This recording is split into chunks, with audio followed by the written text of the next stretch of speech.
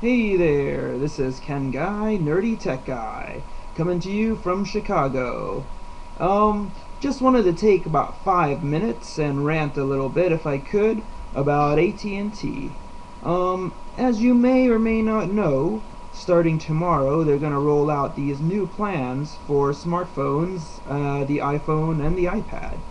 And, surprisingly, the changes won't affect me too much, but I thought I'd mention them because they may affect you. Okay, so what's going to change? They're doing away with the unlimited plan. I don't know if you've heard yet, but you probably will. And that's right, no more unlimited data for smartphones.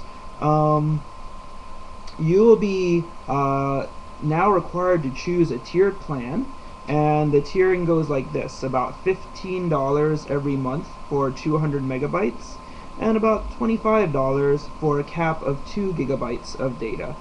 Now, I think the first one, the 200 megabytes, is a little silly.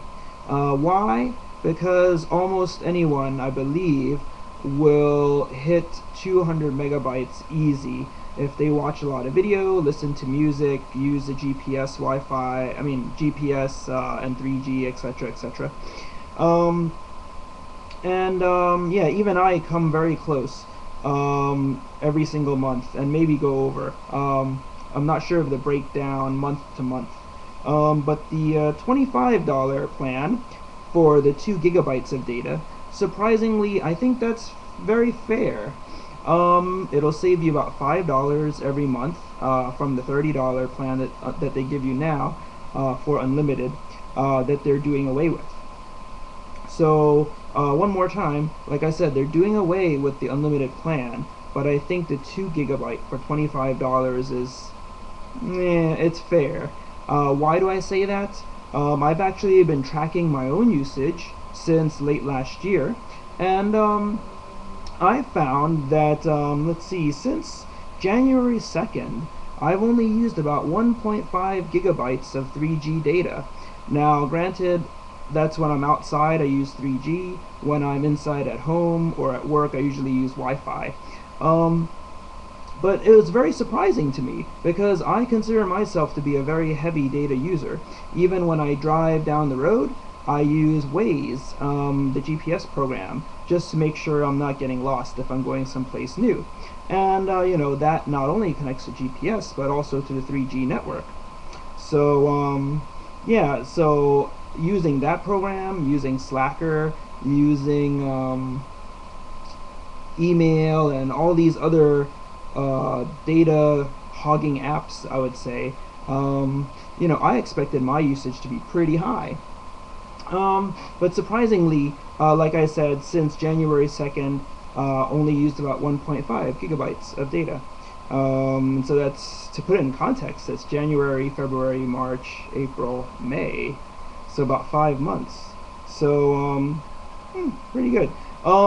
Here's the thing though, for you guys who are thinking about tethering, I did a little test with my phone in December. I did used to have my phone jailbroken, and so I had the ability to tether, and in December I had taken a vacation to New York for about 3 weeks, and the only access I had was tethering to the internet, and just normal logging on to get my podcasts, morning and nighttime, maybe a few afternoon attachments to the internet. I actually used about 7 gigs of data. That's right. Oh, looks like emergency out there. But anyway, that's right.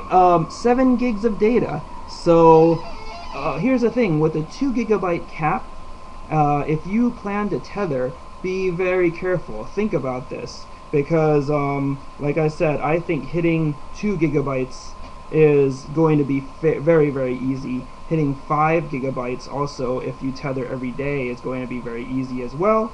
And, yeah, and then you have to pay $20 more, by the way, for the tethering plan now. That's right. So you pay $25, and you get up to 2 gigabytes of data per month. But if you want to tether, you will have to pay an extra $20. And what do you get? Here's my gripe. You pay $20, and it's like you don't get anything. What do you get? You get the permission to use your phone as a tethering device, and that's just crazy. It's really lame.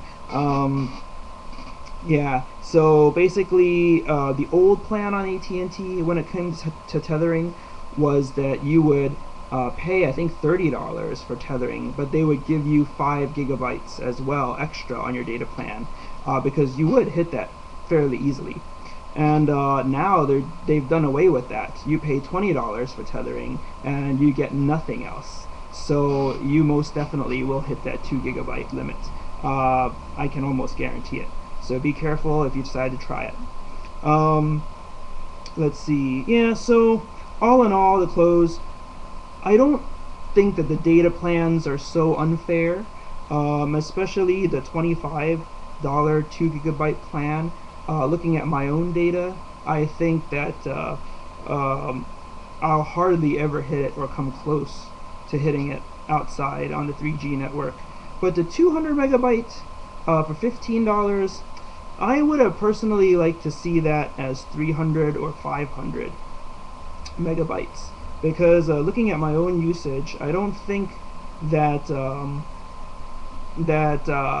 I even hit that every month. But 200 is fairly narrow bandwidth if you want to watch a couple more movies or download a couple more YouTube videos to watch every month. You're going to use that up fairly quickly, especially if you stream music like I do on Slacker. I guess it's not that much after looking at my own usage, but it is a little bit dangerous. And off that $15 plan, I think AT&T has a potential to make a little money off of that, from overage charges from customers like you and me. Yeah, so I guess to conclude, like I said, I don't think that the data plans are totally unfair, but I do think that the tethering plan is very unfair. You're not paying for anything other than the permission to tether, and you most definitely will be paying overages on your data plan if you do tether. So it's pretty ludicrous, and I don't like that at all. So that's a situation starting tomorrow on AT&T, and if you order your iPhone, your iPad, or anything tonight before midnight, you are supposed to be able to choose the unlimited plan, and you're supposed to be able to stick to that. If you order anytime after midnight, you're going to have to go with the new plans, and you'll be tiered, as I have told you earlier. What I'd like to know actually is how you feel about that, and if you do switch over, how that affects your life. Are you more worried? Do you go over next month, the month after? Will you pay overages? So let me know. Tell me how it affects you. Even if this message or podcast is about a month or 2 or 3 months old later on, if you've got something to say, I'd like to hear it. I want to know how your usage turns out to be and how much you end up paying. If this is really as fair as data-wise as I think it is, and unfair tether-wise, and you know how it affects real people, normal people like you and me. And I'll put up comments as well very soon, as soon as I see. Right now, I'm not planning to change, but if I have friends that do, I'll post up, you know, their what happens to them also. So anyway, that's it for now. If you do like my podcast, I would request that you follow me and just fan me. Okay, this is Ken Guy, Nerdy Tech Guy, signing off. And yeah, good luck with the new plans tomorrow if you do decide to change. Good night.